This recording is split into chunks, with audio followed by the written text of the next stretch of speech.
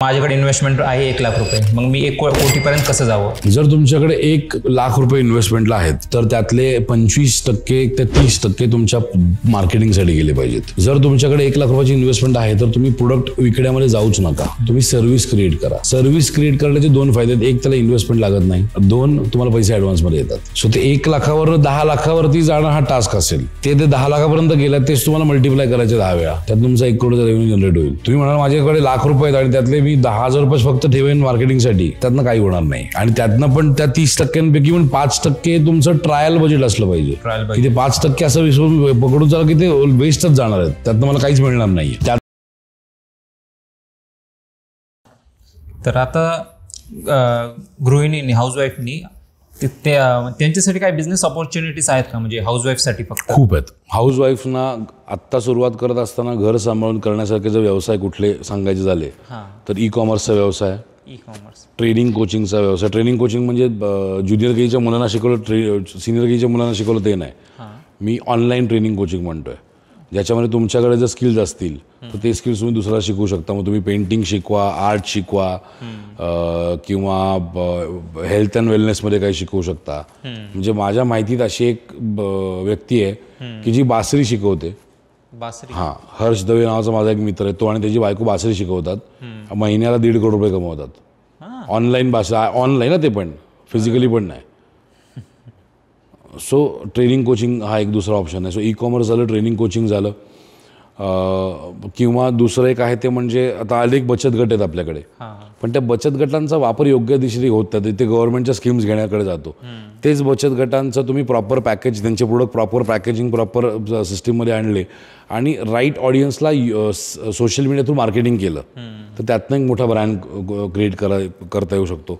So महिलांनी किंवा गृहिणींनी व्यवसायामध्ये येताना फक्त माझं पॉकेटमध्ये निघावं किंवा फक्त नवऱ्याला सपोर्ट व्हावं या मानसिकतेने व्यवसाय उभा न करता तो व्यवसाय एक ब्रँड कसा उभा करतो, सुरुवात करतानाच ब्रँडच्या हिशोबाने विचार करा. तो आपोआप क्रिएट व्हायला चालू आहे. एमच फक्त आपलं सेल्फ बिल्डिंग किंवा ब्रँड बनवायचं, ना की पैसे. सो त्यातनं तो पैसा हा बाय प्रोडक्ट आहे. लोकांचा सगळ्यात मोठा गैरसमज होतो की चुकीचं हे काय करतात की लोक पैसा हेच मेन टार्गेट ठेवतात. सो ते न ठेवता जर तुम्ही पैसा हा बाय प्रोडक्टचा विचार केलात आणि ब्रँड क्रिएशनकडे विचार केला तर तुमच्याकडे बघून कदाचित तुमची मुलं उद्या त्याच व्यवसायामध्ये येतील. बरोबर. सो व्यवसाय उभा करताना कधी लेगसी ड्रिव्हन व्यवसाय उभा करावा. विचार तो असावा की मला असा व्यवसाय उभा करतो माझ्या नंतर पण चालेल. ती गृहिणी असेल किंवा कोणी असेल. आणि गृहिणींसाठी अनेक अपॉर्च्युनिटीज आहेत. अगदी ई-कॉमर्सवरनं चालू केलं तर माझ्याकडनं ट्रेनिंग घेतलेल्या एक ताई आहेत, त्या ई-कॉमर्सवरनं फक्त सेलिंग करतात आणि माझ्या मते महिन्याला त्यांचं 40-1 लाखाचं रेव्हेन्यू आहे त्यांचं. आत्ता एक पुण्यातल्याच एक हे आहेत, म्हणजे आय थिंक कॉलेजमधनं जस्ट पासआउट झालेली मुलगी आहे. तिने टोट बॅग्समध्ये काम चालू केलं. तिला ऑर्डर आली, 2 ऑर्डर आल्या 25-25 लाखाची एक. प्रॉफिट मार्जिन साधारणपणे एक 12-13% प्रॉफिट मार्जिन. इन्व्हेस्टमेंट काही नाही केली त्यांनी, फक्त मार्केटिंग केलं. सो अनेक ऑपॉर्च्युनिटीज त्याच्यामध्ये. त्यासाठी ॲडव्हर्टाइजमेंट लागत असं ना, मेन फक्त सोशल मीडियाचा वापर करा ना. सोशल मीडियाचं गणित सांगायचं झालं ना तर सोशल मीडियामध्ये तुम्ही 1 रुपया टाकला तर 3 रुपये परत येतात तुम्हाला, जर तुम्ही योग्य दिशेने योग्य वेळ पद्धतीने टाकलं तर. सो ते करणं पॉसिबल आहे. ॲड रन करणं, पेज तयार करून ते प्रमोशन करणं, स्वतःला ब्रँड क्रिएट करणं. आता अनेक महिलांचं असेल की यार नाही पण मी महिला म्हणून ते पोस्ट केलं तर माझ्या खाली घाणेरडे कमेंट्स येतात. तुम्हाला जर घाणेरडे किंवा चुकीचे कमेंट्स येतात ते 10 येत असतील, ते जो टाकतो त्याचे संस्कार दाखवतात. पण जर 100 पैकी जर 10 वाईट कमेंट येतात तर त्या 10 वाईट कमेंटकडे बघू नका. जे 90 चांगले कमेंट येतात त्याच्याकडे बघा. त्या 90 कमेंटसाठी काम करा. आणि वाटत असेल किंवा ठीक आहे अगदीच मला त्याचा त्रास होतो तर कमेंट बॉक्स बंद ठेवा. तो एक ऑप्शन आहे. कमेंट बॉक्स बंद ठेवा. तुम्ही लोकांपर्यंत पोहोचणं गरजेचं आहे. तुमचं प्रोडक्ट लोकांपर्यंत पोहोचणं गरजेचं आहे. ती मानसिकता थोडीशी बदलणं इम्पॉर्टंट आहे. मला 1 कोटी रुपये कमवायचे, माझ्याकडे इन्व्हेस्टमेंट आहे 1,00,000 रुपये, मग मी 1 कोटीपर्यंत कसं जावं? फ्रेमवर्क. जर तुमच्याकडे 1,00,000 रुपये इन्व्हेस्टमेंटला आहेत तर त्यातले 25% ते 30% तुमच्या मार्केटिंगसाठी गेले पाहिजेत. ओके. जर तुमच्याकडे 1 लाख रुपयाची इन्व्हेस्टमेंट आहे तर तुम्ही प्रोडक्ट विकण्यामध्ये जाऊच नका. अच्छा. तुम्ही सर्व्हिस क्रिएट करा.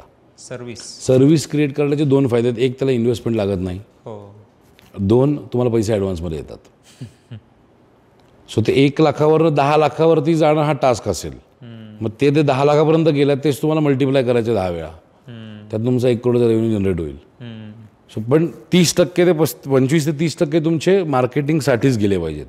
अच्छा. तुम्ही म्हणाल माझ्याकडे लाख रुपये आहेत आणि त्यातले मी 10,000 रुपये फक्त ठेवेन मार्केटिंगसाठी, तर त्यातनं काही होणार नाही. आणि त्यातनं पण त्या 30%पैकी पण 5% तुमचं ट्रायल बजेट असलं पाहिजे. की ते 5% असं विसरून पकडून चाला की ते वेस्टच जाणार आहेत, त्यातनं मला काहीच मिळणार नाही आहे. अच्छा. त्यातनं तुम्हाला कळेल की कुठलं काम चालतंय कुठलं नाही चालत आहे. आणि दुसरं, तुम्हाला जो व्यवसाय करायचा आहे त्या व्यवसायाचा तुम्हाला टेस्टिंग करावं लागेल. Market testing. पण ते मार्केट टेस्टिंग कोणाकडे? मैत्रिणींकडे, मित्रांकडे किंवा ओळखीच्यांकडे, फॅमिलीकडे नाही. ॲक्च्युअल बाहेर कस्टमर्सकडे जाऊन करणं. ते पॉझिटिव्ह सांगणार. सो त्यांच्याकडे जाऊन ते टेस्टिंग करण्यात फायदा नाही आहे. बाहेर कस्टमर्सकडे जाऊन ते टेस्टिंग करणं.